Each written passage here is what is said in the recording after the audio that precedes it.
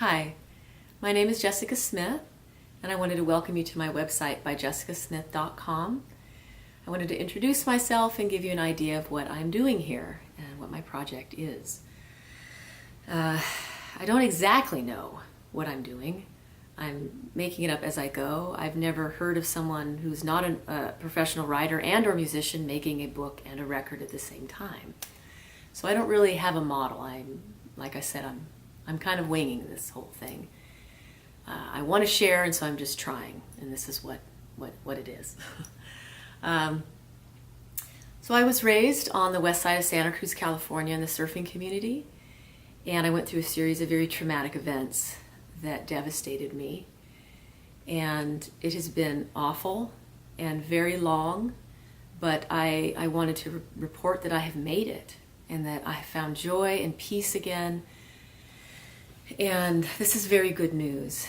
And I just want to share with others who are suffering that you can make it, that you can get through these incredibly difficult times. I was diagnosed with PTSD, so the trauma was extremely severe and very crippling. It's an invisible wound. It's hard to explain to people what's going on. And especially being raised in a beach resort town when the pursuit seems to be fun, recreation, and being stoked all the time that life is good, but that is a very imbalanced view of life, because life is also awful and very painful and sad sometimes. And so I have written a book. It's called Right on Laurel Street. It's actually one of two. I have yet to write the second one. But the first one is about what happened and how I am now. The second book will be about all those middle years of grieving and how I learned to grieve and kind of the horror and hilarity of the whole process. And though they felt like the dead years, I call them the dead years, they were very active, and there was a certain life going on in them that was unseen. A lot of growth and a lot of lessons learned that actually helped me survive it. I just couldn't believe how long it took. That's kind of a problem for kids raised on microwaves and drive-thrus. And then the record. I wrote a series of songs after everything happened, and I had many friends and family and even strangers encourage me to make a record. And I actually have many sad songs, and I have wondered if people are thinking, why did she make a whole record of sad songs? That's kind of a downer, that's kind of depressing. It's not something you're going to bop to as you're driving down the street. But actually what it is, I'm trying to communicate how I made it through and give people, like I said, a model of how at least I got through it. And that was grinding on it and writing another sad song and another sad song and another until I got it out of my system. And so the book and the record, these are the first. Then I'll have, actually when I'm done with this project, I will start up the second book and the second record. So there's a lot of work. I'm very overwhelmed. I'm very eager though, and excited, because I believe that we are in need of models in our culture of how to grieve and abide very long, difficult seasons of life. And actually there's two things that were the most profound to me over these years that really impacted me and made me realize that something's gravely wrong in how we process grief in our culture.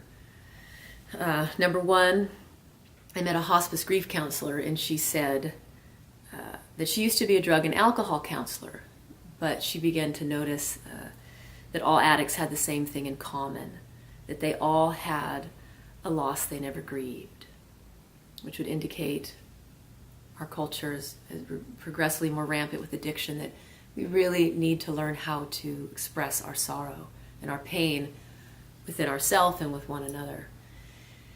The second thing, the last funeral I attended, I approached the mortician and I asked her, I don't know what it's like for you, or if it's just me, but is there something going on in our community and our culture where we really don't like to talk about death or hear about it or see it, and or tell people we're afraid to die?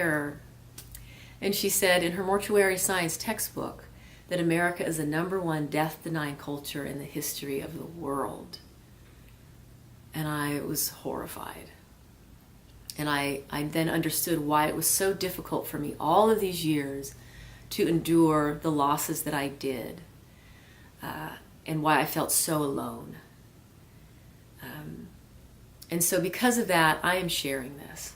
And I want to offer an example or a model or whatever you want to call it to let people know you are not alone in grappling with these issues of life and death. And the wonderful thing I learned, there's so many lessons I learned that I'm trying to capture in both the first and second book, and even in my songs.